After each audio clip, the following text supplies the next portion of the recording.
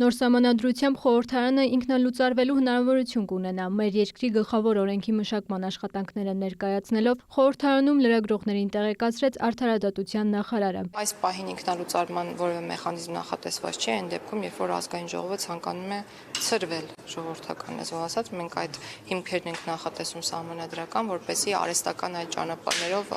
լուծարման,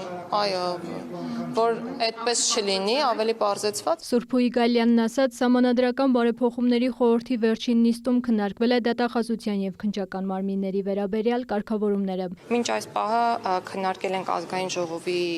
լիազորություններին առնչվող հարցեր, ընտրակարգին վերաբերող հարցեր, կայուն մեծամասնության առնչվող հարցը դրվել է քվեարկության եւ հաստատվել է, որ առաջին ընտրություններից հետո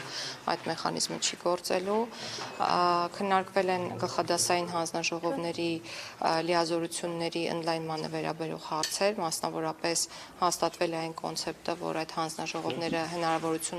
հնարավորություն են ունենալու խորհրդատվական կարծիք տալու գործադիր մարմնում պաշտոններում նշանակվող անձանց վերաբերյալ։ Քննարկվել եւ ընդունվել է նաեւ ազգային ժողովի էթիկայի հանձնաժողովի ձևավորման վերաբերյալ դրույթը։ Քննարկել ենք դատախազական համակարգի հետ կապված կարգավորումները, քննարկել ենք հնարավոր տարբերակներ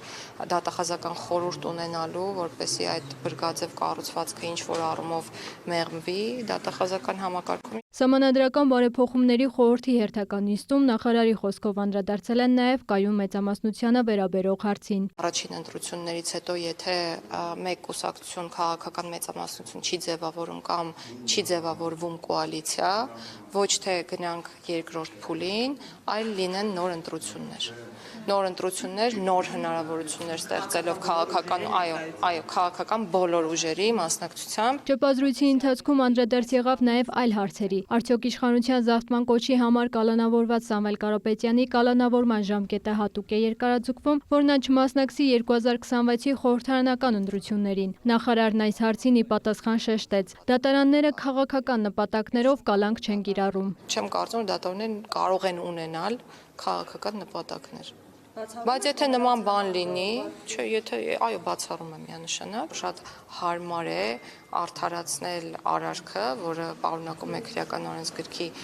որոշակի հոդվածների հատկանիշներ, այն փաստարկներով, որ անձը զբաղվում է քաղաքականությամբ կամ ցանկանում է զբաղվել քաղաքականությամբ եւ ուրեմն կամ հետեւաբար քաղբանտարկյալ է։ Նշենք, որ ըստ Հայաստանի Սահմանադրության 48-րդ հոդվածի 2-րդ կետի ազգային ժողովի падգամավոր կարող է ընտրվել վերջին 4 տարում միայն Հայաստանի քաղաքացի հանդիսացող անձը։ Սամվել Կարապետյանն այս պահանջին չի բավարարում եւ հետեւաբար չի կարող մասնակցել առաջիկա խորհրդարանական ընտրություններին։ Սամվել Կարապետյանը նաեւ արտոնյալ չէ, նրա բանտախուցն ըստ նախարարի այնպիսին է, ինչպես բոլոր դատապարտյալներինը։ Իսկ քաղբանտարկյալներ մեր երկրում չկան, ընդգծեց նախարարը, հակադարձելով ընդդիմադիր շրջանակների պնդումներին։ Որ բանտերը դատարկում ենք,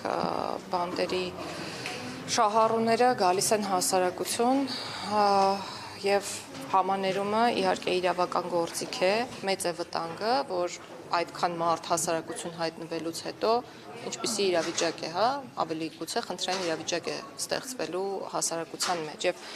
մարդասիրական ակտ է այն անձանց համար, ովքեր որ գտնվում են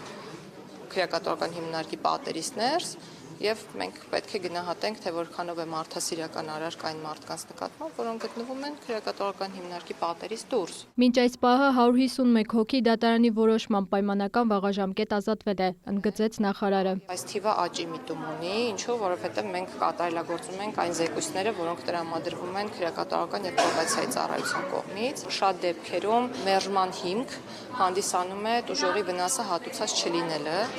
անազատության մեջ գտնվող անձի կողմից եւ առաջիկայում առաջարկելու ենք, որպեսզի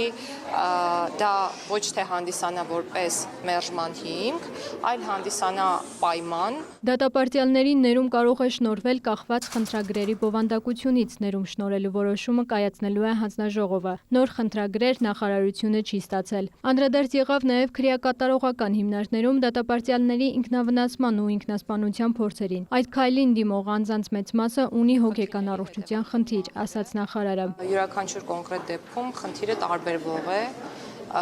Ունենք ինքնասպանության դեպքեր եւ ունենք ֆիզիոլոգիական մահեր, այսինքն կենսաբանական այնպիսի մահեր, որոնք արձանագրվում են, չգիտեմ, առողջության հետ կապված որոշակի խնդիրների հետևանքով։ Շատ շուտով կունենանք առանձին կահավորված խցեր,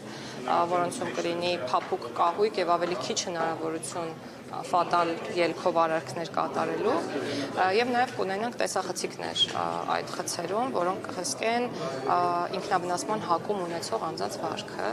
Արդարադատության նախարարը նաև տեղեկացրեց, առաջիկա ընտրություններին առաջադրվել է քաղաքացիական պայմանագրի համամասնական ցուցակում։ Մերի Խաչատրյան, Հովհաննես Քյոսյան, լուրեր։